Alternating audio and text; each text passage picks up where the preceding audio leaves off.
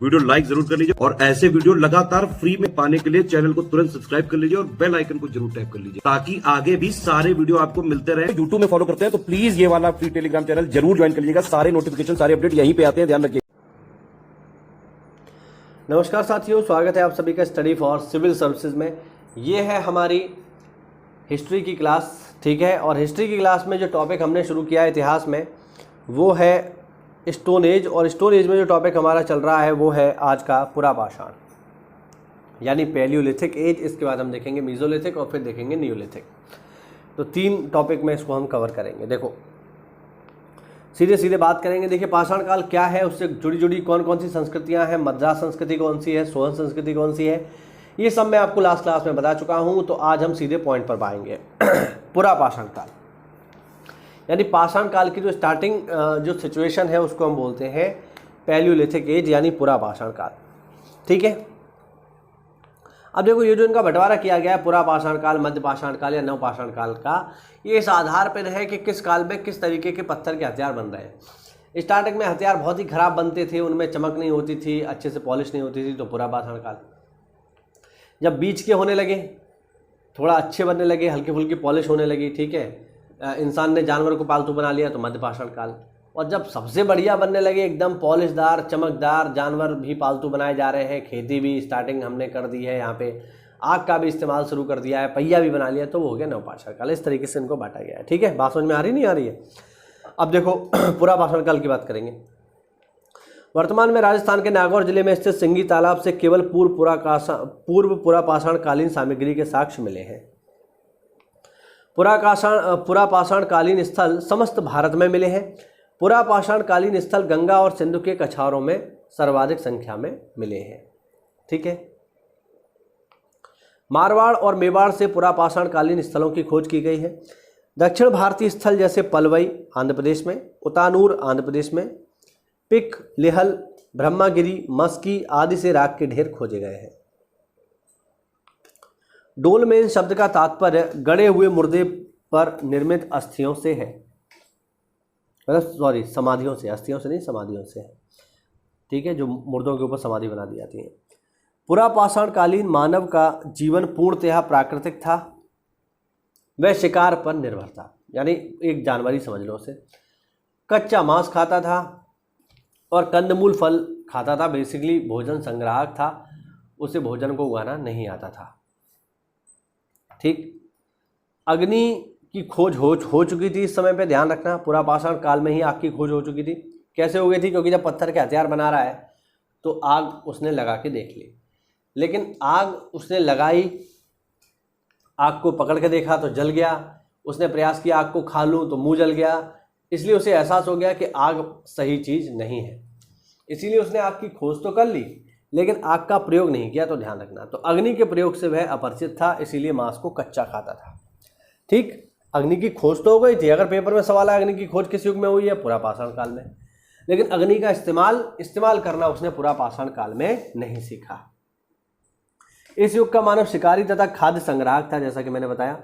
इस काल के मानव को पशुपालन तथा कृषि का ज्ञान नहीं था, ठीक है, ना तो पशु पालता था ना ही खेती करता था, जैसे जानवर है वैसे। इस काल में तापमान में भारी कमी आई। महाराष्ट्र में नेवासा के निकट मध्य पुरापाषाण काल के उद्योग तथा ताश स्थलों के साक्ष्य मिले हैं, ठीक है। इस समय उद्योग मुख्यतः शुल्क से बनी वास्तुकारों का था। इस समय के मुख्य औजार फलक, वेदनी, छेदनी, खुरचनी, ठीक है, मतलब वही सब है औजार है बेसिक वाले।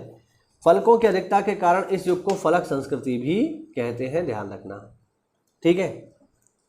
लेवाल्वा तकनीक द्वारा बनाए गए फलक उपकरण मध्य प्लीस्टोसीन भूगर्भीय युग की विशेषता है। मानव जैसे प्राणी अर्थात ऐसे आरंभिक प्राणी जिनका मानव से विकास हुआ है होमोनिड कहलाते हैं, ध्यान रखना। भारतीय उपमहाद्वीप के हथनौरा स्थल से सर्वप्रथम होमोनिड जीवाश्म की खोज की गई। हथनौरा का मानव सम जीवाश्म होमो इरेक्टस प्रकार का है, ध्यान रखिएगा, ठीक है। आगे देखो,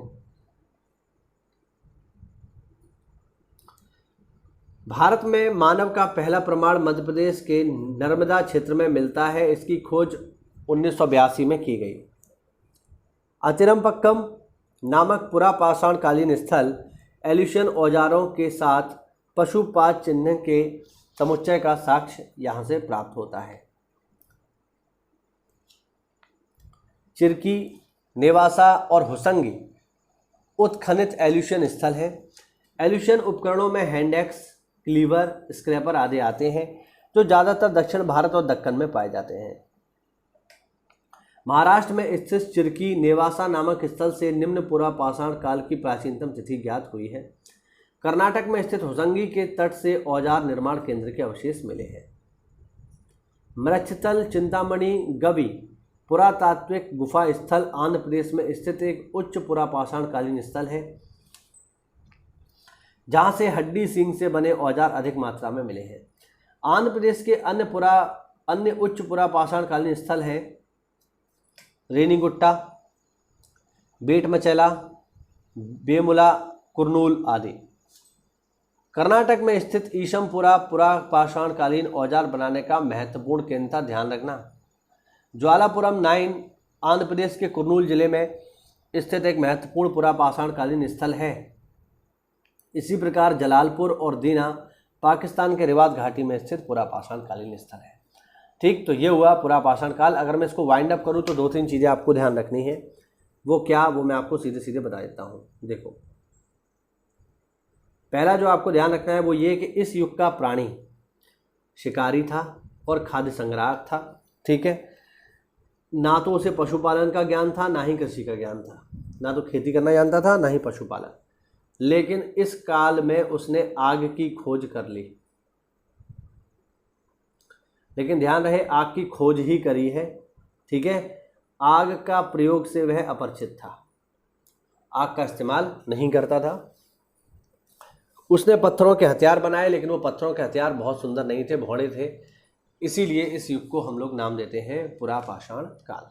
ठीक है, ये हुआ आज का हमारा वीडियो। अगर वीडियो अच्छा लगा हो तो वीडियो को लाइक करिए, चैनल को सब्सक्राइब करिए, और अगला हमारा टॉपिक होगा मध्यपाषाण काल के ऊपर। मिलते हैं साथियों अगली क्लास में, तब तक के लिए जय हिंद, जय भारत, वंदे मातरम।